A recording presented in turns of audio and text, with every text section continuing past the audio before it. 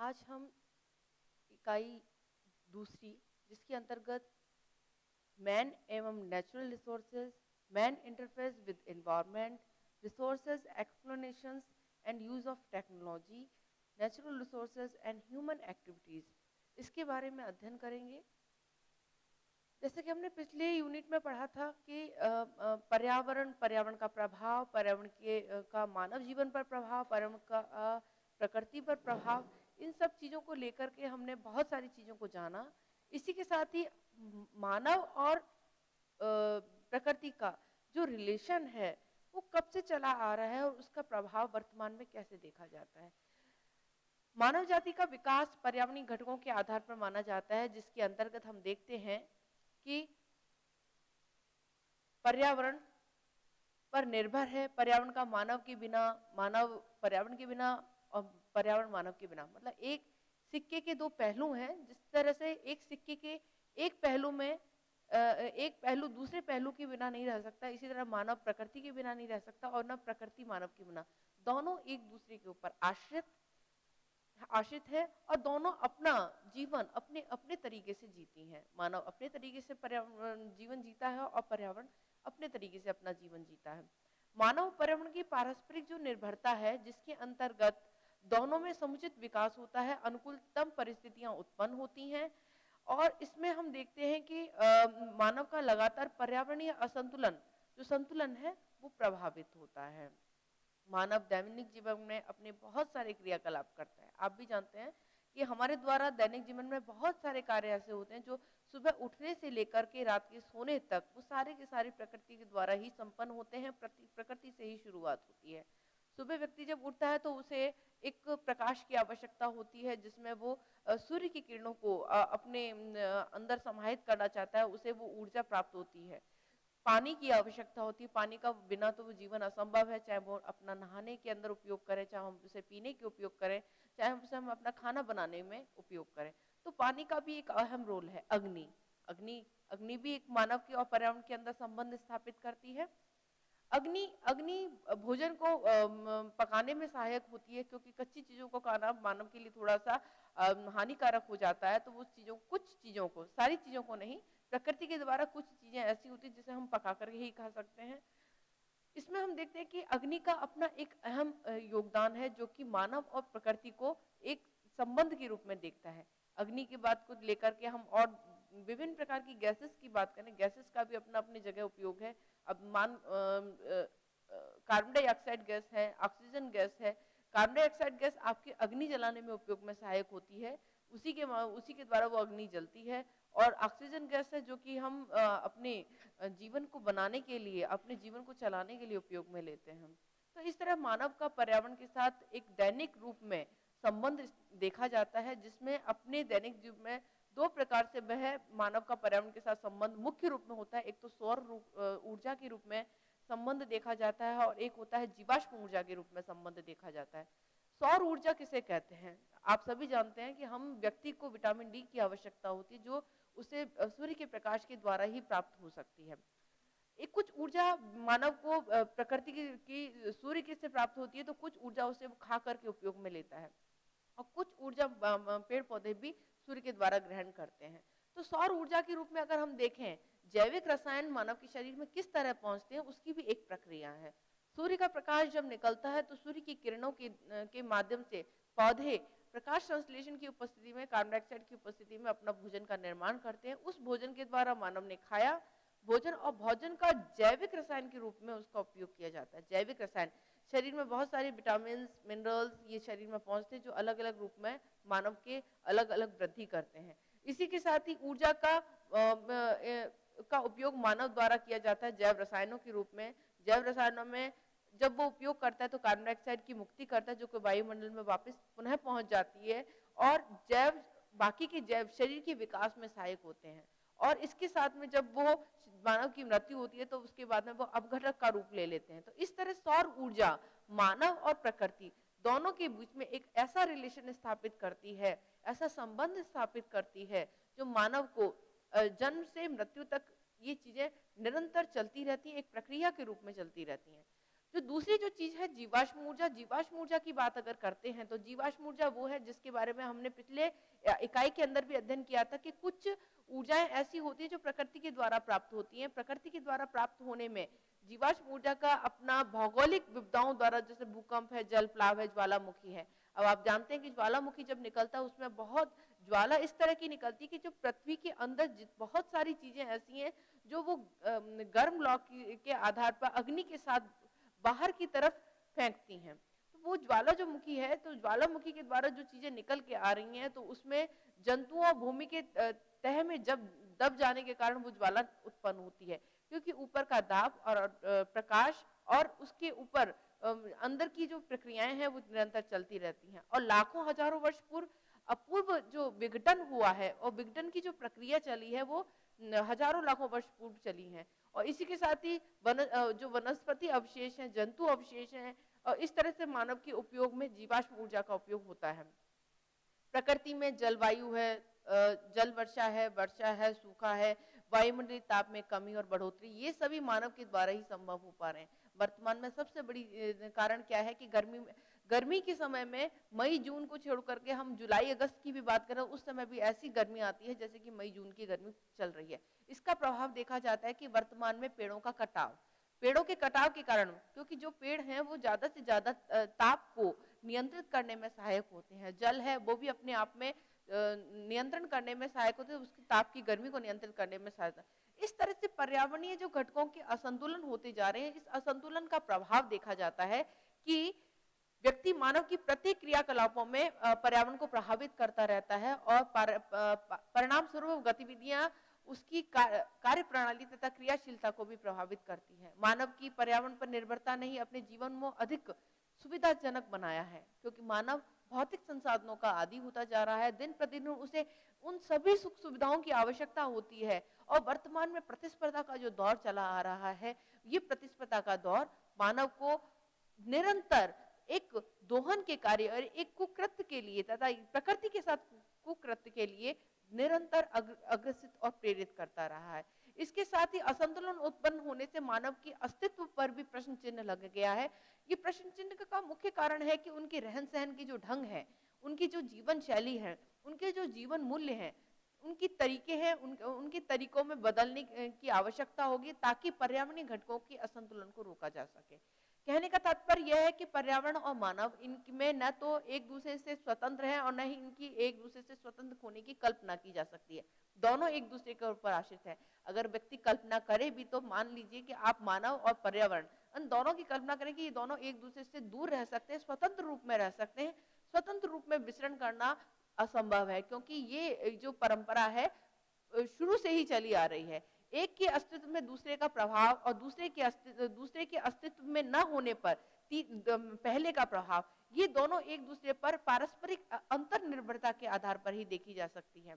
इसमें तो दोनों मानव और पर्यावरण दोनों के हित के लिए आवश्यक होता है। कुछ लोग सोचते हैं कि बढ़ते हुए पर्यावरणीय समस्याओं के संदर्भ में उतनी गंभीरता नहीं रही है। वर्तमान में कहा जाता है कि व्यक्ति की जागरूकता ही इसको बढ़ावा देती है। और इसके साथ ही जो पश्चिमी राष्ट्र हैं, पड़ोसी देश हैं, पश्चिमी जो हम बोलते हैं वेस्टर्न कल्चर, इसको बहुत ज्यादा प्रमोट कर रहा है, इसको बहुत ज्यादा मोटिवेट कर रहा है। इसके लिए यूनेस्को की सरकारों द्वारा अलग अलग तरह के प्रयास किए जा रहे हैं। इसके साथ ही हमें बदलना होगा अपने दृष्टिकोण को। साथ ही जो शहरों में, झीलों में, तालाबों में दिखाई देने वाली जो असंतुलन है, उस असंतुलन को हमें दूर करने की आवश्यकता है। वो मानव और प्रकृति दोनों के जीवन के लिए बहुत ज्यादा आवश्यक है। और इसके साथ ही सबको सबक लेना चाहिए कि अपनी गलतियों को न दोहराएं, गलतियों से हट करके हमें अपने नैतिक जिम्मेदारी के रूप में उस कार्य को करना चाहिए।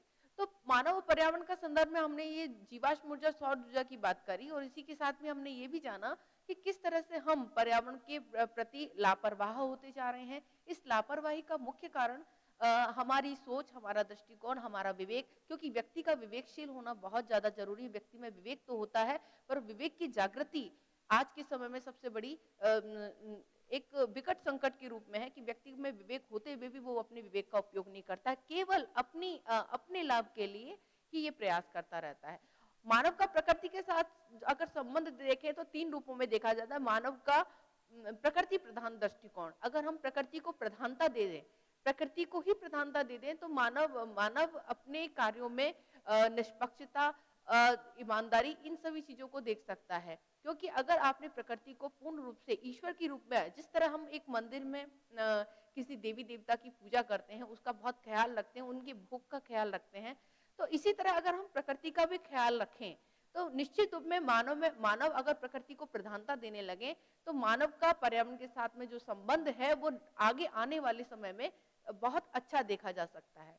और इसके साथ ही हमें भाग्य पर जो हम विश्वास करते हैं, और इसके साथ ही हम लोगों में स्वभाव में जो विनम्रता हमें नजर आती है, वही विनम्रता अगर हम प्रकृति के साथ रखें, क्योंकि जो हम देंगे, ये हम सभी जानते हैं, जिसको हम जितना देते हैं उतना ही हमें मिलता है।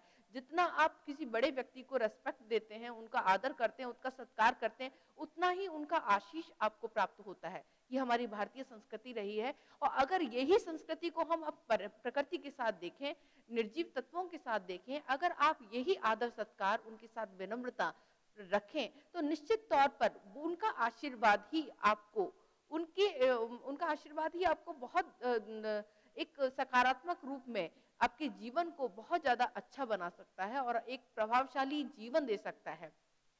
दूसरा है मनुष्य प्रधान दृष्टिकोण। अगर व्यक्ति ने मनुष्य को प्रकृति के से ऊपर मान लिया, अगर हम देखें कि मनुष्य को प्रकृति से ऊपर मान ले, तो एक अलग तरह की विचारधारा हो जाएगी। मनुष्य प्रकृति के साथ में किसी भी तरह का हस्तक्षेप कर सकता है, वो अपने विवेक का उपयोग न करेगा। और भारतीय संस्कृति में ये देखा जाता है कि जब जब मनुष्य ने स्वयं को प्रकृति से ऊपर माना है, तब तक पतन हुआ है। ये चीजें महाभारत के अंतर्गत भी बहुत सारे ऐसे कथन आते हैं, व्यंग आते हैं, रामायण में बहुत सारे कथन व्यंग आते हैं, जिसमें ये बात बताया गया कि अगर मनुष्य ने प्रकृति को अपने से ऊपर मान लिया, वहां पर पतन निश्चित है। क्योंकि अगर व्यक्ति अपने अहम में, क्योंकि आप जानते हैं व्यक्ति में 3 प्रकार की प्रकृतियां पाई जाती हैं, इदम, अहम, परम अहम। अगर व्यक्ति स्वयं में जीता है, तो अगर वो अपने स्व मतलब अपने खुद का अगर अच्छा विचार रखता है, अच्छी सोच रखता है, तो वो प्रकृति के साथ भी अच्छी सोच रखेगा। अगर व्यक्ति में ईगो आ जाएगी, अगर वो अपने आप में अहम रूप रखेगा, तो वहां उसका अस्तित्व प्रकृति के साथ दिन प्रतिदिन नष्ट होने लगता है।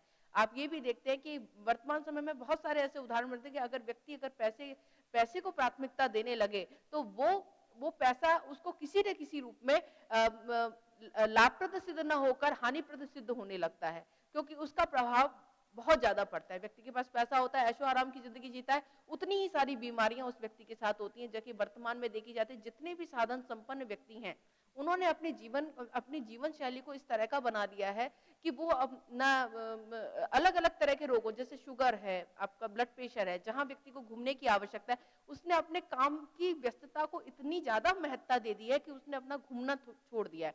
इसका प्रभाव आगे आने वाले 20, 25, 30 साल की उम्र तक तो व्यक्ति ठीक रहता है, उसके बाद में उसका ब्लड प्रेशर जैसी समस्याएं आने लगती हैं, उसके बाद उसके शारीरिक कष्ट इतने सारे आने लगते हैं कि व्यक्ति बाद में अवेयर होता है, फिर बाद में वो मॉर्निंग वॉक के लिए जाता है। तो कहने का मतलब ये है कि इस तरह की जो समस्याएं आती हैं, जो मानव और पर्यावरण के साथ में अलग अलग दृष्टिकोण रखती हैं, जब व्यक्ति मानव अगर प्रकृति से पहले अपने आप को महत्व देने लगेगा, अब प्रकृति को महत्व नहीं देगा, तो वहां पर पतन निश्चित रूप में देखा जा सकता है। अगर हम प्रकृति का हिस्सा मान ले, अगर मानव और प्रकृति दोनों को ही प्राथमिकता देने लगे, तो हम देखते हैं तो पेड़ पौधे, जीव जंतु, पहाड़, नदियां, ये सभी आपके सहयोगी के रूप में कार्य करेंगे। और इसके साथ ही हम देखते हैं कि प्रकृति पर एक अभिन्न अंग माना जाए, धरती को माता के रूप में माना जाए, गाय को माता के रूप में माना जाए, तो अगर आप इन सब चीजों को अपना बना ले, जिस तरह हम अपनी माँ, अपने पिता, अपने भाई को एक स्थान देते हैं, इसी तरह हम प्रकृति की उन सभी चीजों को अपने जीवन में स्थान दे दें, तो निश्चित रूप में एक सफल पर्यावरण की हम कल्पना कर सकते हैं। एक सफल आगे आने वाले जो भविष्य है, लोगों का जो भविष्य है, बच्चों का जो भविष्य है, उनको हम सुधार सकते हैं। तो इस तरह से मानव का प्रकृति के साथ जो संबंध है, निरंतर चलता चला आ रहा है। और इस दृष्टिकोण के अंतर्गत सर्वाधिक मान्यता यह है कि प्रकृति पर ध्यान रखने के लिए प्रकृति को भी हमारा ध्यान रखने की आवश्यकता है, क्योंकि प्रकृति अगर आपका ध्यान रखेगी, तो आप प्रकृति का ध्यान रखेंगे। साथ ही ये सत्य भी है कि स्वस्थ और संपन्नता पूर्ण जीवन, व्यक्ति का वर्तमान में स्वस्थ रहना और संपन्न पूर्ण जीवन जीना, ये दोनों के लिए प्रकृति की रक्षा की आवश्यकता है और इसके साथ ही उपलब्ध जो संसाधन है उनका भी का सुरक्षित होना भी बहुत ज्यादा आवश्यक है। प्रकृति का मानवीय दृष्टिकोण के आधार पर अगर हम देखें तो बहुत सारी चीजें हैं जिसमें अंतर्राष्ट्रीय संबंध भी स्थापित होता है। अंतर्राष्ट्रीय स्तर पर अगर देखा जाए तो बहुत सारे प्रयास अंतर्राष्ट्रीय स्तर पर किए जा सकते हैं कि वृक्षों को काटने के ऊपर भी बैन किया गया है। इसकी तस्करी के लिए भी सरकार द्वारा निरंतर रोकथाम की जा रही है और इसमें हम सबसे बड़ी जो चीज देखते हैं कि मनुष्य को प्रकृति का अंग माना गया है। साथ ही मनुष्य और शेष सृष्टि सहभागी के रूप में कार्य कर रही है। विश्व में सभी व्यक्ति जो वस्तुएं हैं वो प्रत्यक्षीकरण है। प्रत्यक्ष मतलब जो चीज हमें दिखाई दे रही है उसे हम प्रत्यक्ष के रूप में जानते हैं और भारतीय विचारधारा के अनुसार प्रत्यक्षीकरण के अंतर्गत हम बहुत सारी वस्तुओं के साथ में अंतर संबंध स्थापित करते हैं।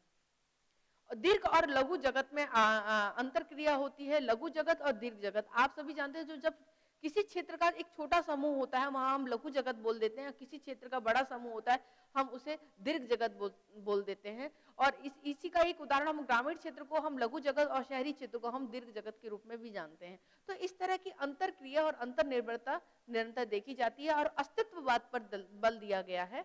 अस्तित्ववाद, अस्तित्व, हर चीज का अपना अस्तित्व होता है, चाहे वो निर्जीव चीजें हों, चाहे वो सजीव चीजें हों, चाहे वो प्रत्येक प्राणी जगत हो, सबकी अपनी अस्तित्वता अपने आप में विकसित है। सबका अपना अपना एक अहम रोल है। इसी प्रकार भारतीय संस्कृति मानव और पर्यावरण के विभिन्न संबंधों के आधार पर बड़े आदर्श और वैज्ञानिक दृष्टिकोण की भी बात करता है। वैज्ञानिक दृष्टिकोण को अगर हम देखें तो आज वर्तमान में जितनी भी भौतिक संसाधन उपलब्ध हो रहे हैं वो वैज्ञानिकता का ही प्रभाव है।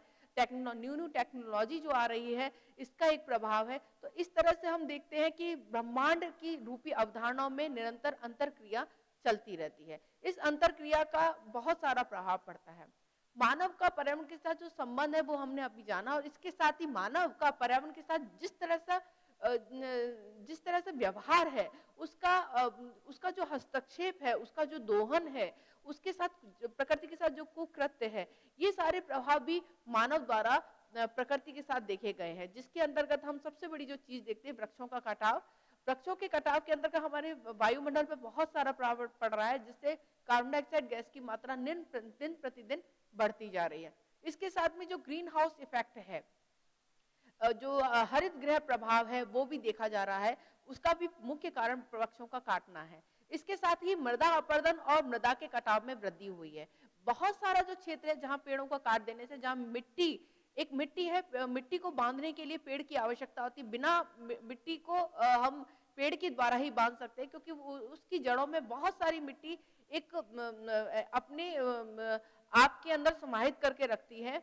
और इसमें हम देखते हैं कि जहां जल का स्राव ज्यादा है, जहां बाढ़ आ रही है, वहां पे मिट्टी धीरे धीरे कट के समुद्र के या तालाबों के क्षेत्र में चली जाती है। तो वहां जो मिट्टी का जो उपजाऊपन है, क्योंकि आप सभी जानते हैं कि मिट्टी का जो लगभग 1 फीट 1.5 फीट का जो भाग होता है वो उपजाऊपन का होता है और वो उपजाऊपन जब मिट्टी बह करके चली जाती है तो वहां वो बाकी का वो क्षेत्र हो जाता है, वो बंजर कहलाता है। तो इस आधार पर वृक्षों का अपना एक अहम योगदान है। तो वृक्षों का काटना मानव के एक हस्तक्षेप के अंतर्गत ही देखा जाता है।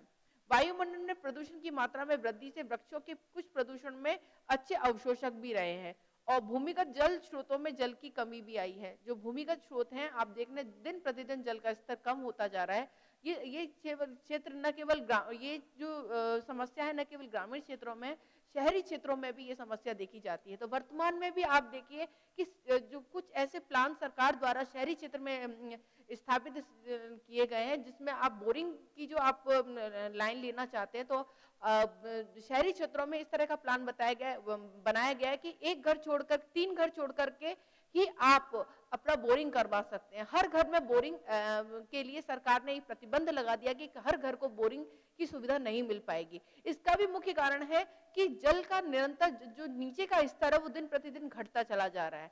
तो अब इस तरह की समस्या आगे आने वाले समय में बहुत ज्यादा हमारे लिए लाभकारी सिद्ध न होकर हानिप्रद सिद्ध होंगी। तो इस तरह की जो समस्याएं हैं वो वृक्षों के कटाव के कारण भी देखी जा रही है। इसमें अनियंत्रित वर्षा से और नदियों में जो बाढ़ आना है, ये भी तरह की समस्याएं। इसके साथ ही हम जो पादप प्रजातियां हैं और जंतु प्रजातियां हैं वो भी बहुत ज्यादा वृक्षों के ऊपर ही निर्भर रहती हैं। उनकी विलुप्तता का भी कारण वृक्षों का काटना देखा जाता है। तो ये मानवीय हस्तक्षेप पहला है। दूसरा जो हस्तक्षेप है भौतिक संसाधनों का अतिदोहन। भौतिक संसाधनों के अतिदोहन में भौतिक संसाधन जो हम अपने दैनिक जीवन में उपयोग में लेते हैं उसके अंतर्गत क्योंकि मांग और आपूर्ति इन दोनों की आवश्यकताओं की जनसंख्या वृद्धि के साथ ही व्यक्ति की मांग बढ़ती है। मांग को पूरा करना, उन भौतिक संसाधनों को प्रत्येक व्यक्ति तक पहुंचाना, ये भी एक तरह इस तरह का कार्य करने के लिए भी मानव को हस्तक्षेप करना पड़ता है प्रकृति के साथ में। ऊर्जा संकट और वैकल्पिक ऊर्जा स्रोतों के साथ भी आवश्यकता होती है, जीवाश्म ईंधन की आवश्यकता होती है। और साथ में ये देखा जाता है कि जीवाश्म ईंधन किस तरह से मानव को एक अपने रोजमर्रा के कार्य को उपयोगी बनाने में सहायक सिद्ध होते हैं, और परंतु इसका जो प्रभाव है प्रकृति के साथ नकारात्मक रूप में देखा जाता है। इसी के साथ में हम देखते हैं संसाधनों का अतिदोहन से उनका अस्तित्व पर भी प्रश्न चिन्ह लग गया है। फिर है तीसरा अंधाधुंध औद्योगिक प्रगति। औद्योगिक प्रगति, उद्योग जगत का निरंतर विकास होता जा रहा है। हर क्षेत्र में उद्योग क्षेत्र दिन प्रतिदिन बढ़ते चले जा रहे हैं। इसका अपशिष्ट जल में निष्कासन, जल प्रदूषण, इस तरह की जो समस्याएं हैं वो देखी जा सकती हैं। और हानिकारक गैसों का वायुमंडल में ज्यादा से ज्यादा विकास होता जा रहा है। उर्वरक तथा कीटनाशकों का अनियंत्रित प्रयोग होने से भी अंधाधुंध औद्योगिक प्रगति होती जा रही है। रेडियोधर्मिक पदार्थों का भी उपयोग होने से, जो रेडियोधर्मिक पदार्थ उनका मुक्त होने से नाभिकीय मुक्तिकरण होने लगा है। क्लोरोफ्लोरोकार्बन का भी उपयोग होने लगा है, और इसके साथ ही ध्वनि प्रदूषण और अम्लीय वर्षा का भी प्रभाव देखा जा सकता है। वनों का अत्यधिक उपयोग होने से हमें कई तरह की जो वायुमंडल में सल्फर डाइऑक्साइड है, नाइट्रोजन डाइऑक्साइड है, कार्बन डाइऑक्साइड है, कार्बन मोनोऑक्साइड है, जिसे हम CO से चिन्ह से समझते हैं, इन सभी हानिकारक गैसों का निरंतर बढ़ना देखा जाता है। इसके साथ ही हम ये भी चीज देखते हैं कि वायुमंडल में वृद्धि से जो ग्रीन हाउस इफेक्ट हो रहा है उसका प्रभाव जीव जंतुओं के ऊपर भी देखा जा रहा है। हमारे द्वारा हमने ये इतनी सारी चीजों को पढ़ा, और इसके साथ ही मुख्य जो कारण रहा है जनसंख्या वृद्धि का, इसके अंतर्गत भी हमने बेरोजगारी और भ्रष्टाचार को हमने प्राथमिकता दी है। तो इस तरह से हम देखते हैं कि मानवीय हस्तक्षेप अलग अलग रूपों में देखे जाते हैं, और इनका अलग अलग इफेक्ट अलग अलग दृष्टिकोणों के आधार पर होता है। प्राचीन काल में जब मानव प्रकृति के अधीन था तो समस्याएं तो थी, पर इतनी ज्यादा नहीं थी, और वर्तमान में जो समस्याएं हैं वो दिन प्रतिदिन बढ़ती जा रही हैं। पहले जो मानव था वो अपने विवेक से कार्य करके अपनी प्रकृति को अच्छे से अच्छा बनाने का प्रयास करता था, और वर्तमान में प्रकृति के लिए प्रयास तो किया जा रहा है, परंतु इसमें सभी की भागीदारी होनी बहुत ज्यादा आवश्यक है। पहले इतना चिंताजनक प्रकृति का विषय नहीं था जितना कि वर्तमान में चिंताजनक देखा जा रहा है। इसका सबसे बड़ी बात है कि व्यक्ति को रक्षा के अपूर्ण में सूझबूझ की आवश्यकता होनी चाहिए। इसके साथ ही धीरे धीरे जो विनाश होता जा रहा है उस विनाश को रोकने के लिए प्रयास करना चाहिए। और इसके साथ ही हम देखते हैं जो रेडियो है, पत्रिकाएं हैं, अनौपचारिक साधन है, औपचारिक साधन है, इन साधनों के द्वारा भी हम ज्यादा से ज्यादा पर्यावरण के हस्तक्षेप को रोकने के लिए प्रयास कर सकते हैं। जो पत्रिकाएं हैं, मैगजीन है, बुक है, ये व्यक्ति को अनौपचारिक रूप से, औपचारिक कहीं हद तक औपचारिक रूप से, कहीं हद तक अनौपचारिक रूप से या अर्ध औपचारिक रूप में हम व्यक्तियों को एक पर्यावरण के प्रति सचेत कर सकते हैं, पर्यावरण के प्रति उनको जागरूक बना सकते हैं। और इसके साथ में जो सरकारी संगठन है, गैर सरकारी नॉन गवर्नमेंट ऑर्गेनाइजेशन का काम बहुत ज्यादा देखा जाता है, जिसमें सरकारी क्षेत्र तो प्रयास कर रहा है।